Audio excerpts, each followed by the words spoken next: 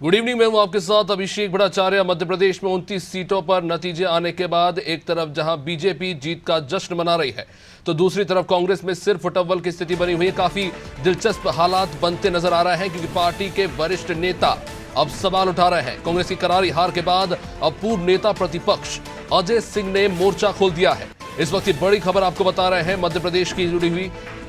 उन्होंने कहा है कि जब वर्ष 2013 में वो नेता प्रतिपक्ष थे, कांग्रेस की हार के बाद उन्होंने इस्तीफा दिया था।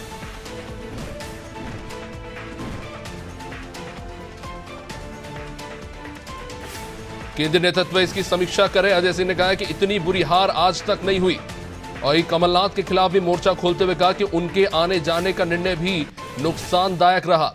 कमलनाथ मध्य प्रदेश में कांग्रेस के बड़े नेता माने जाते हैं। मध्य प्रदेश विधानसभा चुनाव में मुख्यमंत्री पद के उम्मीदवार थे कांग्रेस की तरफ से, जो उनके गढ़ में जहां से वो 40 साल में नहीं हारे, वहां से वो चुनाव हार चुके हैं और पहली बार 29 सीटें बीजेपी ने जीती है। मध्य प्रदेश की तमाम लोकसभा सीटें जीती और इन सब के बीच में अजय सिंह वरिष्ठ नेता, उनके इस बयान ने खलबली मचा दी है। सीधे तौर पर उन्होंने नेता प्रतिपक्ष के पद को लेकर भी सवाल उठाए हैं। उमंग सिंगार जो इस वक्त नेता प्रतिपक्ष है, उनके पद को लेकर भी उन्होंने सवाल खड़ा कर दिया है और इस पूरे मामले को लेकर केंद्रीय नेतृत्व की समीक्षा की बात कह दी है।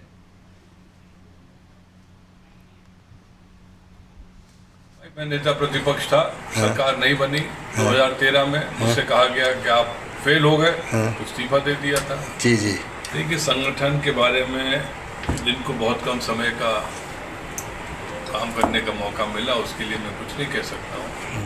उन्होंने कोशिश जरूर की होगी, लेकिन मध्य प्रदेश के लिए Akhil Bharatiya Congress committee high command कुछ समय बाद समीक्षा करे और यहाँ पर किस रणनीति के तहत आगे चलना है, क्योंकि हम सब चाहते हैं कि अगला चुनाव जब भी होगा उसमें मध्य प्रदेश में कांग्रेस की सरकार बने और ये 29-0 वाला मामला खत्म किया। तो आप सुन रहे थे अजय सिंह को। हमारे साथ हमारे पॉलिटिकल एडिटर मनोज वर्मा जुड़ चुके हैं। मनोज जी, एक तरफ कांग्रेस को करारी हार मिली है और उसके बाद अजय सिंह का ये बयान, इसे किस तरह से देखें?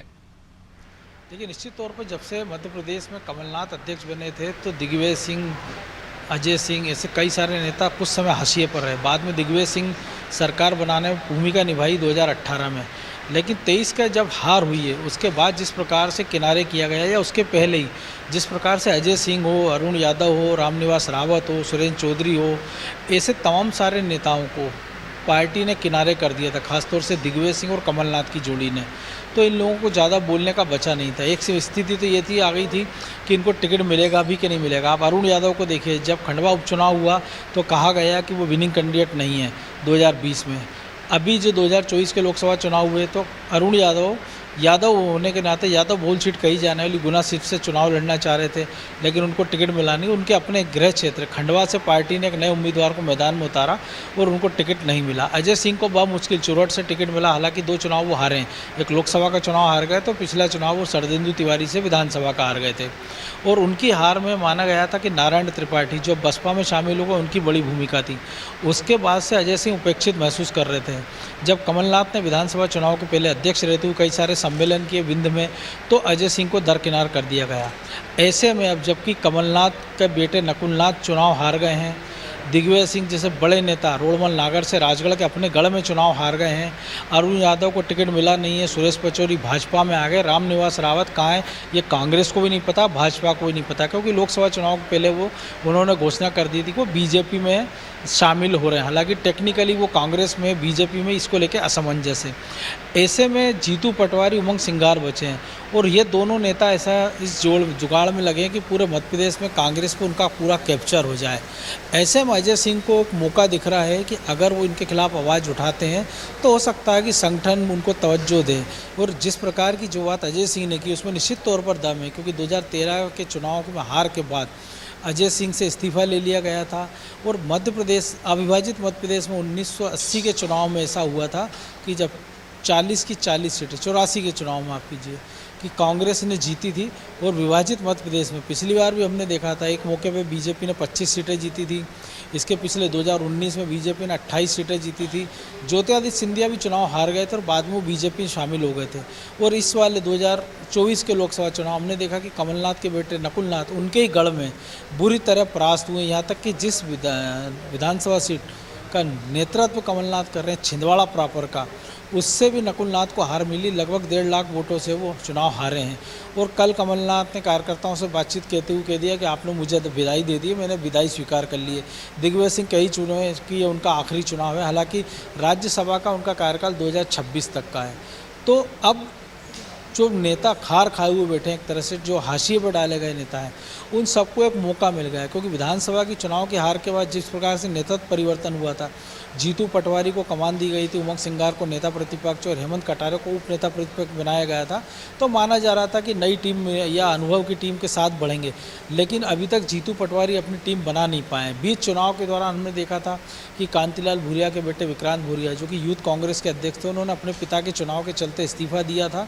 और मितेंद्र सिंह, जो कि ग्वालियर से आते हैं, उनको अध्यक्ष बनाया गया था। और इस हार के बाद सबसे पहला ठीकरा मितेंद्र सिंह की कार्यकारिणी में फूटा। जो इनके सारे जिला अध्यक्ष हैं, विधानसभा अध्यक्ष हैं, उन सबको तत्काल प्रभाव से हटा दिया गया। हालांकि ये नियुक्ति कांतिलाल भूरिया के बेटे विक्रांत भूरिया ने की थी, और जो कि दिग्विजय सिंह के खास माने जाते हैं।